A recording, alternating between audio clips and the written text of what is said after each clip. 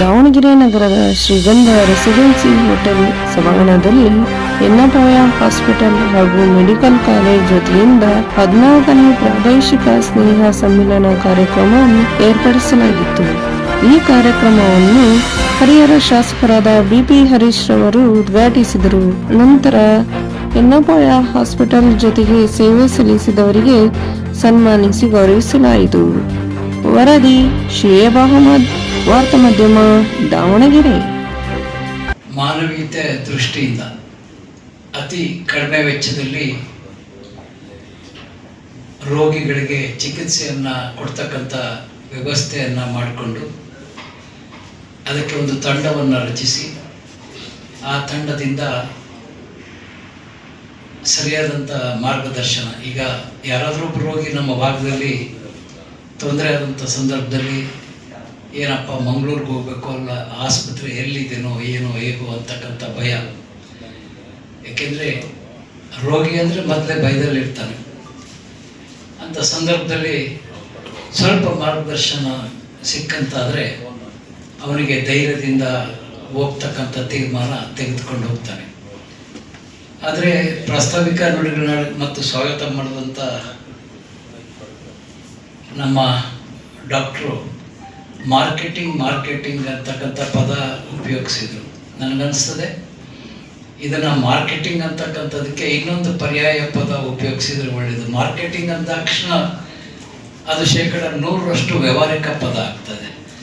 ಇದು ಬರೀ ವ್ಯವಹಾರ ಅಲ್ಲ, ಮಾನವೀಯತೆಯ ಒಂದು ಸೇವೆ ಕೂಡ ಇದರಲ್ಲಿರೋದ್ರಿಂದ ನನ್ನ ಅನಿಸಿಕೆ ಆ ಒಂದು ಮಾರ್ಕೆಟಿಂಗ್ ಅನ್ನೋಂಥ ಇನ್ನೊಂದು ಪದವನ್ನು ಇಟ್ಟರೆ ಚೆನ್ನಾಗಿರ್ತದೆ ಅಂತಕ್ಕಂಥದ್ದು. ನೀವು ಮಾರ್ಕೆಟಿಂಗ್ ಅಂದ ತಕ್ಷಣ ನೀವು ವ್ಯಾಪಾರಕ್ಕೋಸ್ಕರ ಈ ಕಾರ್ಯಕ್ರಮ ಮಾಡ್ತೀರಿ ಅನ್ನೋಂಗೆ ಆಗ್ಬಿಡುತ್ತೆ. ಅಂದರೆ ನನ್ನ ಉದ್ದೇಶ ಜನರಿಗೂ ಕೂಡ ಮಾರ್ಕೆಟಿಂಗ್ ಅಂತ ಅಂದರೆ ಏನಪ್ಪ ಇದು ಅನಿಸ್ಬಾರ್ದು. ಅದ್ರ ಜೊತೆಗೆ ಆ ಒಂದು ಶಬ್ದದಲ್ಲಿ ನಮಗೆ ಹೃದಯ ತುಂಬಿ ಬರೋ ರೀತಿಯ ಕಾರ್ಯಕ್ರಮ ಆದರೆ ಇನ್ನೂ ಉತ್ತಮವಾಗಿರ್ತದೆ ಅಂತಕ್ಕಂಥ ಮಾತನಾಡುತ್ತಾ, ಯನ್ನಪೋಯ ಆಸ್ಪತ್ರೆ ಮತ್ತು ಕಾಲೇಜ್ ನಮ್ಮ ಭಾಗದ, ನಮ್ಮ ನಾಡಿನ ನೊಂದಂಥ ರೋಗಿಗಳಿಗೆ ಮುಂದಿನ ದಿನದಲ್ಲಿ ಉತ್ತಮ ಚಿಕಿತ್ಸೆಯನ್ನು ನೀಡೋದ್ರ ಮೂಲಕ ಈ ಸಂಸ್ಥೆ ಯಶಸ್ವಿಯಾಗಿ ಬೆಳೀಲಿ. 1500 ಒಬ್ಬ ಕೂಲಿ ಮಾಡ್ತಕ್ಕಂಥ ವ್ಯಕ್ತಿ 500 ರೂಪಾಯಿ ದುಡಿಯೋದು ಕಷ್ಟ ಇದೆ. ಅವನಿಗೆ ಕೆಮ್ಮು ಬಂದ್ಬಿಟ್ರೆ ಹೋಗಿ 3000 ಕೊಟ್ಟು ಬರ್ಬೇಕಲ್ಲ. ಅದಕ್ಕೆ ಅವನು ಸಾಲ ಮಾಡಬೇಕು, ಸಾಲ ಮಾಡಿ ಮತ್ತೆ ಸಾಲ ತೀರ್ಸಕ್ಕೆ ದುಡಿಬೇಕು.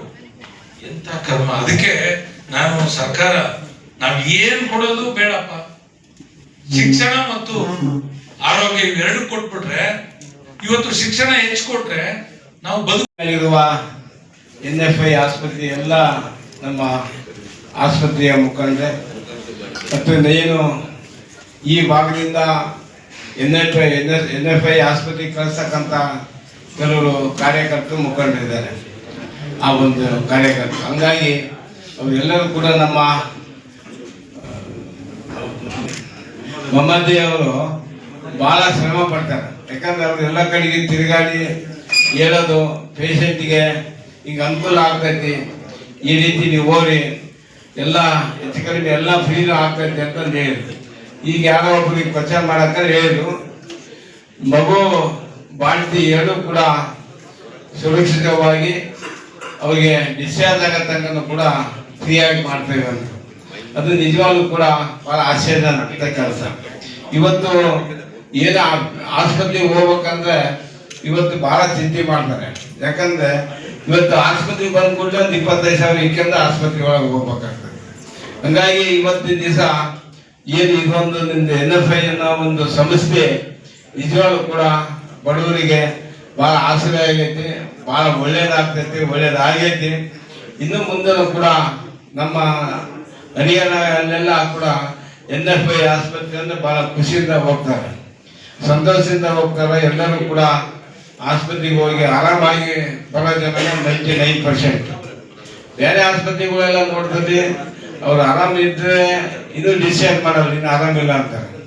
ಅದೇನಾದ್ರು ಬಾಯಿ ಹೋಗೈತೆ ಅಂದ್ರೆ ಇದು ಇಲ್ಲ, ಆಕ್ಸಿಜನ್ ಹಾಕಿದ್ದೇವೆ ಅಂತಾರೆ.